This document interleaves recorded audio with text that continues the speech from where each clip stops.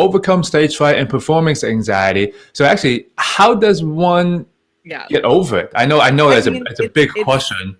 It's a big, when people want something, they're like, how do I overcome this? How do I get rid of it? How do I make this not exist? That's what people look up when they're like Googling for something. But the truth, if people really want the truth, is that the more you resist it, the more it increases.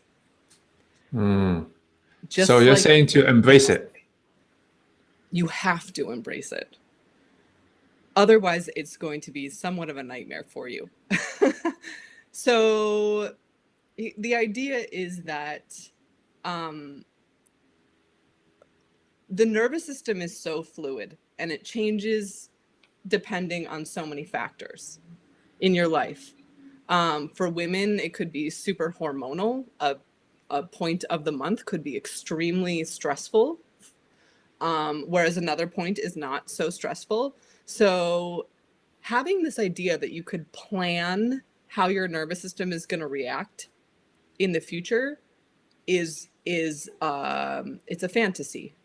Like, I've overcome stage fright permanently, like that, or I've overcome anything permanently, is not letting your body be a body, which is always going to change and flow and just be what it is today. We don't overcome stage fright. We let stage fright either happen or not happen. Well, the nervous system is stage fright. I mean, if you think about the nervous system, is a bunch of things. So you have your parasympathetic nervous system and your sympathetic nervous system. The nervous system is the foundation of all performing. It massively affects how your brain, body, hearing, eyesight, and perception.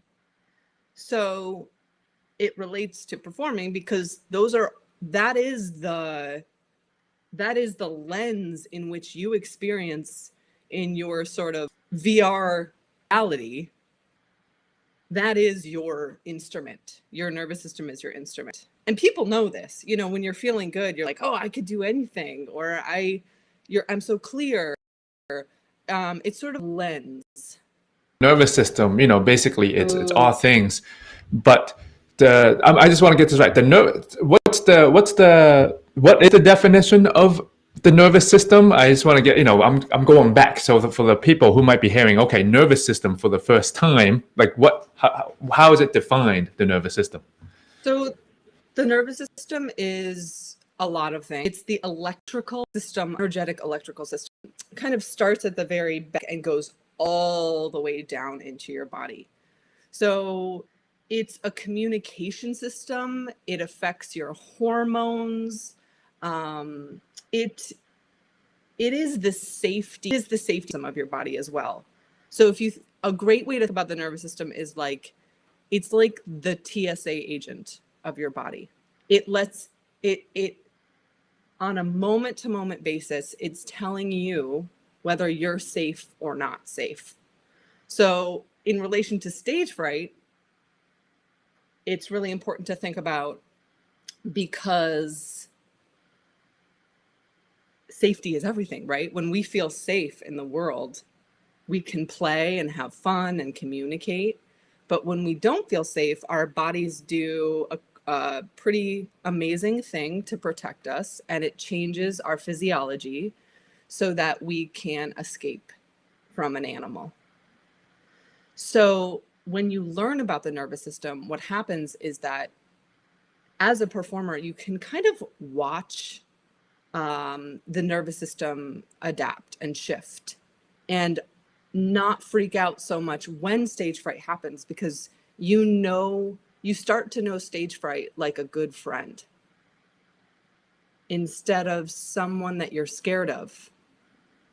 So even if it's a monster, it becomes a monster that you know really well, and you know its language, and you know how it talks to you, and you know what it wants from you, and you know its limitations, so that you can take action to do things that are in your favor when that monster might show up. Does that make sense? Yes, I want to dig into this a little bit. So let's say I'm learning more about the nervous system. Like, what can I actually do though the next time I get scared or I get anxiety? Like, how does it work? Like, what can I do, or what are the things I can be aware of? Well, the first thing to be aware of is to not push it away. So the first thing I would do is just say all the feelings that come up, the sensations, the thoughts, I would just welcome them in and say, you're allowed to be here. You're a part of my show. Heart thumping, the dry mouth, the thoughts that may come up that say, I'm not good enough. I'm pretty sure the audience hates me. Just saying, oh, hi, you're welcome to be here. First thing is just not rejecting which is so important, because the second you start rejecting what is, you put a layer on top of the stage of the sensation, which is already here. So now we have two problems. We have the sensations in your body, and then we have the resistance to that. Does that make sense? Yes. So don't reject what is. Yeah. Mm-hmm. And the other thing I would recommend is to start educating yourself about the three very distinct nervous system states, which are the safe and social state, the fight and flight state, and then finally the freeze response. And the three are extremely different. They affect the body differently. And so just to understand in depth the difference between them, and also welcoming them like a friend when they show up. And then learning the strategies if you want to shift out of one into another, learning the strategies that best help you shift from one to another, because that's also very specific. So going from a freeze response, you can't actually skip the fight or flight response, because it's called the polyvagal ladder. The nervous system is an evolutionary system, so we actually older systems in our response is the fight is the second oldest system, and then this brand new hardware like a smartphone is our newest system, and they're all there. But when the safe and social system is happening, the other two are sort of like, they're just defense systems that will be triggered if we need them, but they're just kind of waiting there if we need them. So so again, so to go back to what I said, learning the skills for shifting. So let's say you're in a freeze response, right? You would want to activate, and depending on how frozen you are, so if you were just feeling a little bit like you were starting to freeze, you might want to do something more like squatting or push-ups or pushing on a wall really hard to get activated. If you're really, really frozen, like people with a lot of trauma, you might want to be extremely careful. Maybe a little bit of breathing is all the activation that you need. But no matter what, getting out of a freeze response, you're going to have to go into a fight or flight response to restore back into a safe and social response, because that's the pathway. Yeah. So it's really about getting smart about not hacking your nervous system, not like overcoming your biology. This is about embracing your biology. This is about loving your biology, understanding it like, like a family member, and saying, I know you, I love you, I know how you work, and I accept how you work, and I'm going to work with you so that I can have as much functioning as I can, which would be to be in the safe and social response on stage, because that's where we have the most functioning, because that evolutionary state was created for communication. Yeah. Work correctly, vision works correctly. We are Now, this is interesting. So, Ruby, are there common, I know every person is completely different, but are there common, what's the word I'm looking for? Not symptoms, but like signs with one person is always in frozen, right? Are there common things that they are doing that we can all see? Yes. Okay. So the freeze response is mediated by the dorsal vagus nerve. It's sort of like a kill switch for the body.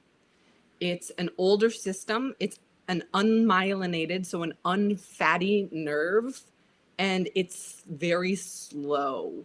It's slow to communicate. It's slow to shift. And when it's triggered, the body collapses. So if this would be the body of someone in safe and social, somebody who's physically collapsed, muscle sort of strength is gonna, like, you're just gonna feel like a jelly roll. You're just gonna feel blah. Your speech is probably going to, so I'll do it right now just to show you.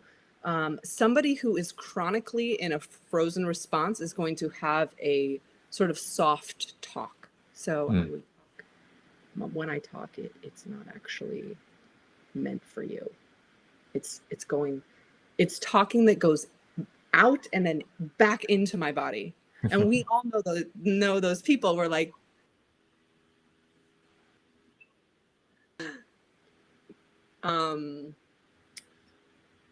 yeah, a lot. Another symptom of that response is just feeling like dissociated. Like I know I'm here, but I kind of feel like I'm watching myself. It can feel, often depression is in that state. Hopelessness, helplessness. The word I can't is the story of, and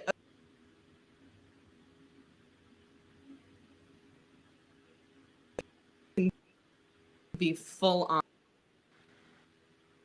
not able to do anything. So it's also on a Now, I'm not sure what are some of, like, one thing that I have on top of my mind is how long does it take to get used to this? Or how long does it take I'm not sure if have anyone ever asked you before, like, how long does it take to get over stage fright? What would you say? Well, again, we're not getting over stage fright. We are embracing stage fright. So that could happen instantaneously if you would like it to.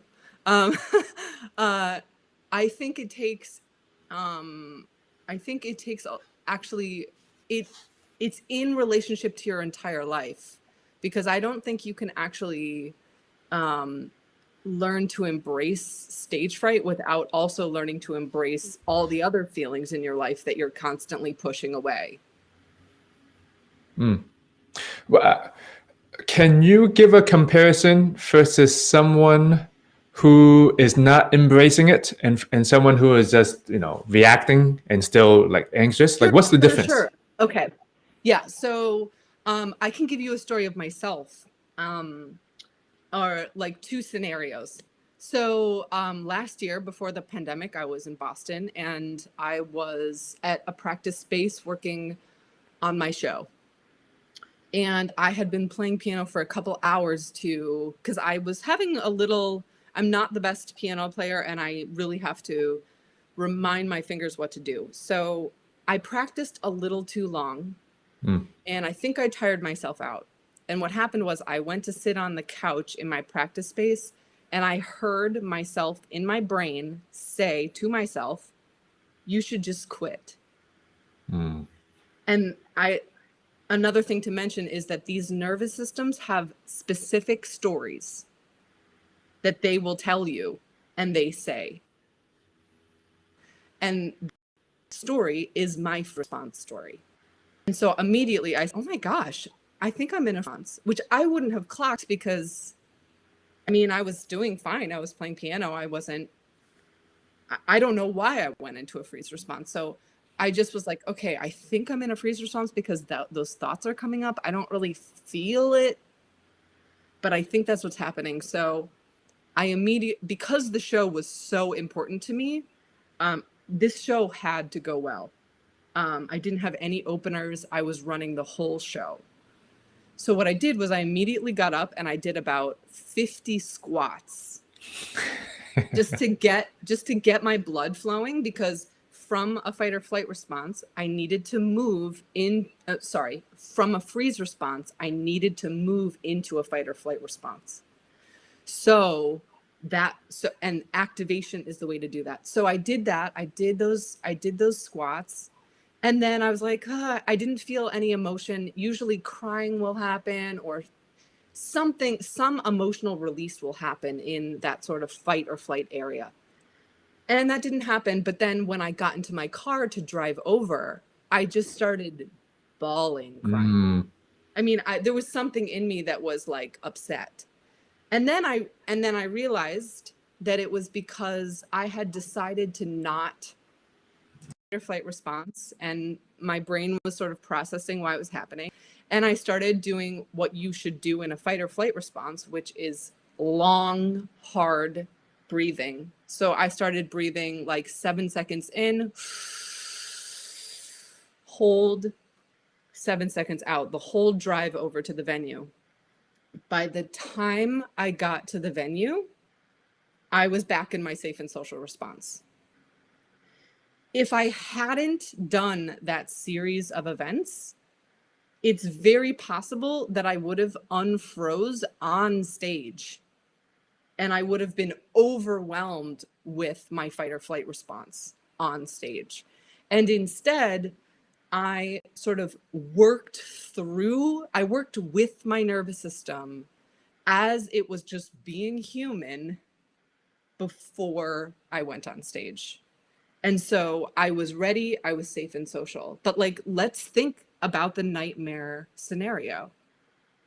The nightmare scenario is that I let myself stay in freeze. I kept thinking I should quit on the way to the venue. I kept having negative thoughts. And then I got on stage and then because of the activity and the nerves that just naturally, because of that, I had a panic attack on stage.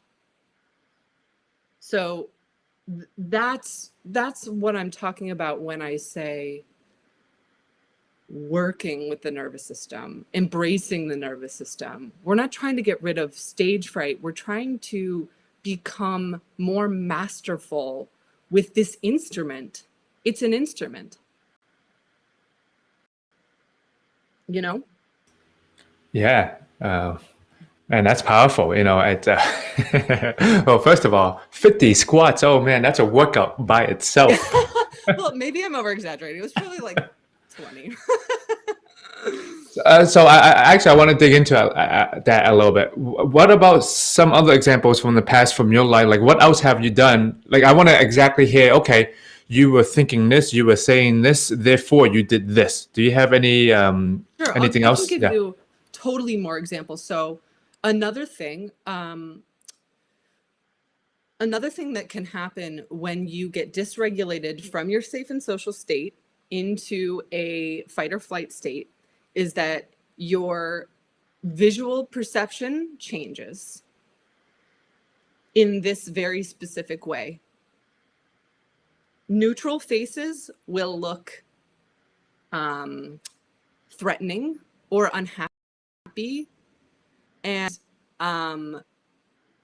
so one thing that I learned is that if I'm on stage and I'm stressed and people aren't like seeming like extremely excited to see me, I can easily tell myself a story that goes, no one likes me, I'm not good enough.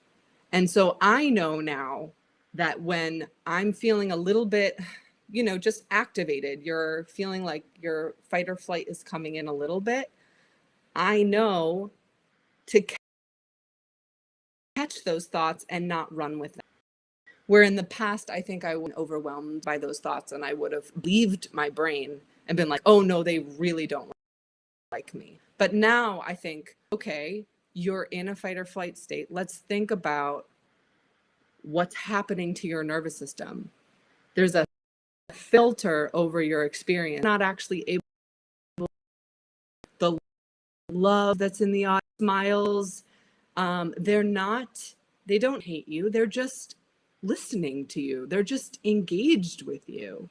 So that's another little thing that can help me not get bowled over by the story of my mind when it wants to tell stories about what's happening.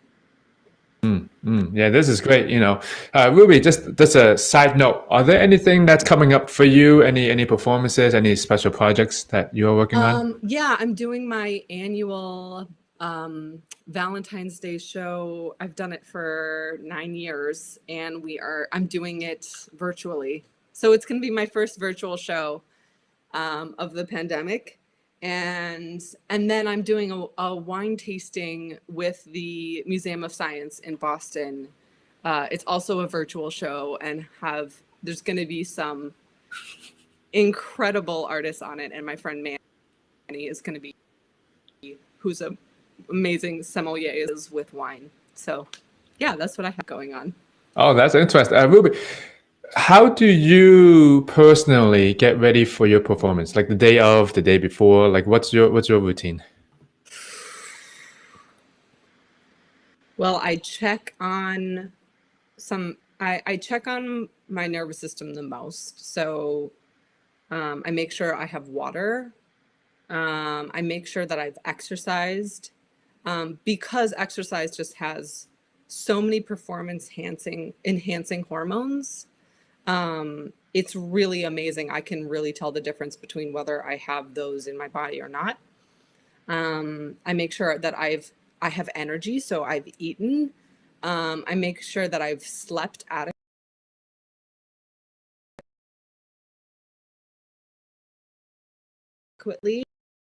I have and just say, hey, about to perform, how you doing? Just to get myself in that sort of social realm where I know that I'm in a community of people who love me, and I'm a human, and life is going to be fine.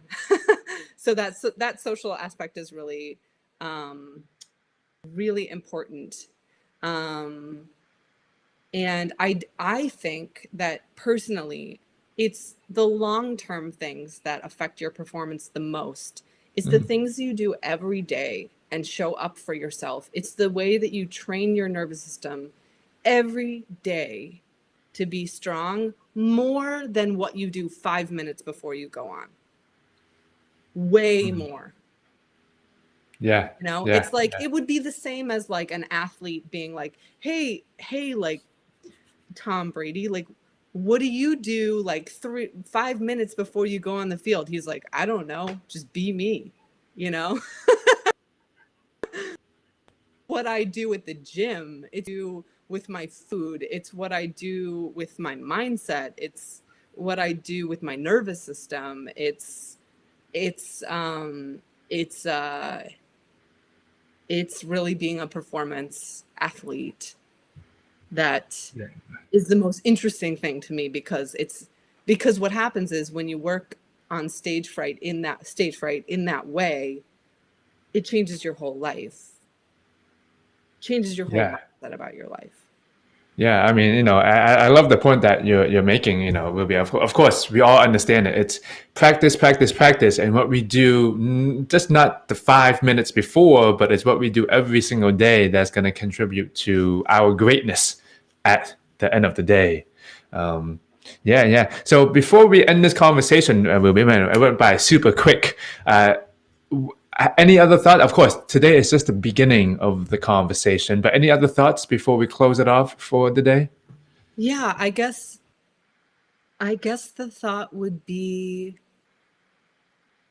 to not think about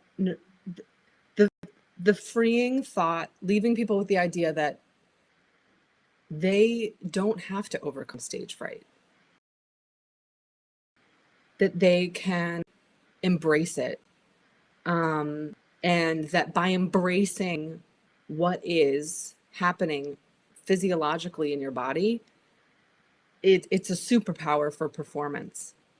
So I just want to leave that. I know it's sort of counterintuitive when we have the thought that we could overcome something like that, overcome our nervous system, but unfortunately or fortunately, we are in this body, and until we die, we're not leaving it. So there's no way to overcome this. We have to work with it. We have to fall in love with it. We have to get curious, like a relationship.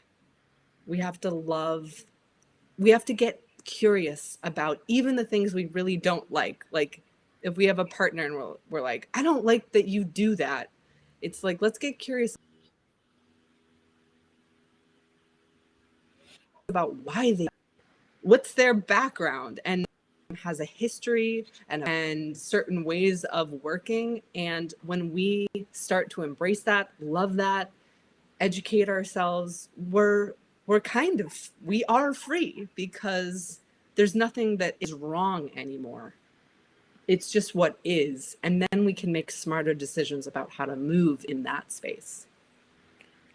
Yeah. So if any of you are taking anywhere away, Ruby is saying one great thing. It's not overcoming stage fright or performance anxiety. It's embracing it and loving what we have already and knowing how to be aware of it. I think that is a main message that a lot of people should understand. Of course, everyone wants to get over it. But the secret is to embrace it. So Ruby, I want to thank you for taking your time to give us your wisdom, your experiences, and your stories today.